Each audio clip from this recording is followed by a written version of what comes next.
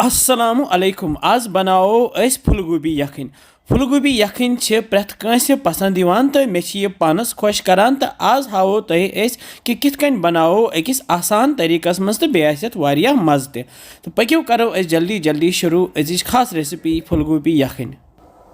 फुलगोबी यखन बनाने बापत मे 2 किलो फूल निमित अख बोड़ तो ब्या लकुट यपर मे वार मज निमुत यह 1 किलो जाम दद यह गरकुई जाम दद तो यम जन यम फूल यमन कर बह बड़ बड़ पीस वुच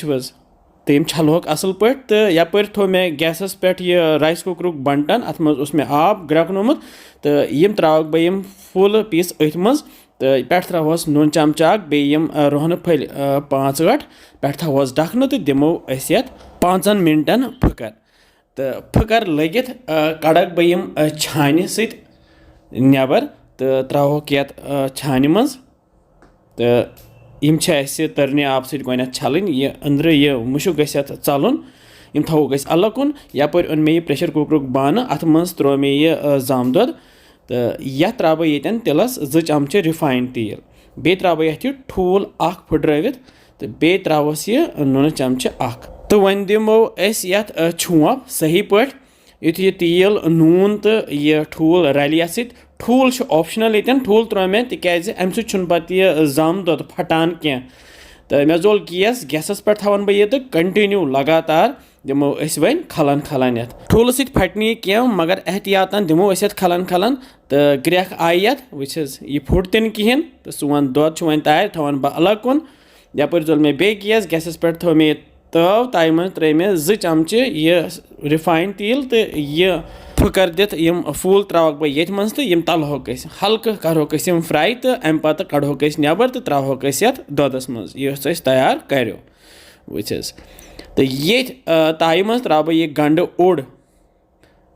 निकरवित तो यह तलन बह सही पे वुचस यह गि वजुल हिू तो यह कड़न बह यम मज तो त्रावन बह ये दोदस सती पे त्रायम रोहन फल 4 यथ दगित बे त्रोस बड़ ٲl 2 बे त्रोस मर्च फल 2-4 बे त्रोस यह दालचीन 1 लकट बे त्रोस सब्ज ٲl 2-4 बे त्रोस रंग फल 2 बे त्रा बह ये एवरेस्टुक यह बदान पाउडर 1.5 चमचे बे त्रोस 1 चमचे दानवल पाउडर बे त्रोस यह शोंठ पाउडर 1 चमचे बे त्रोस बह यह होक पुदन मरित पाउडर अमिच बे त्रोस यह नून चमचे 1 बे या दिमो अस वन खलन सही पे बे त्रा बह ये आब 1 लीटर आब त्रोस कम बे त्रा बह यम खूपर पीस कह ये नुक नुक कर बे त्रोस गेव चमचे 1 यम सारी चीज त्रित रलाओ अस पे थो अस वन ढकन तो तल मे गैस थोमुत मीडियम फ्लेम पे तो करहोन अस यह तैयार 1 घंटे खंड गसित करो अस चेक तो वुचस सन यखन मोटेम तो फूल ति सनेमित तो माशाअल्लाह वुचस अस वालो गैस पे बोन यपर मे यह बान ओनमुत तो अथ मज फिरहोन अस तो गर्मा गर्म खेमोन अस यह बतस सत वुचस किस यखन बने अस फुलगोबी यखन माशाअल्लाह उम्मीद से तुह यीव यखन जरूर पसंद रस कतर ते त्रोस अस माशाअल्लाह वुचस किस यखन बने अस पे त्रोस पतन पन वथर अमे सजावन तो तैयार से सन अजिज फुलगोबी यखन उम्मीद से तुह यह पसंद आम इंशाअल्लाह समखो बे कैसन मजेदार रेसिपियन से तुम थो पन ख्याल बिहव रबस हवाल।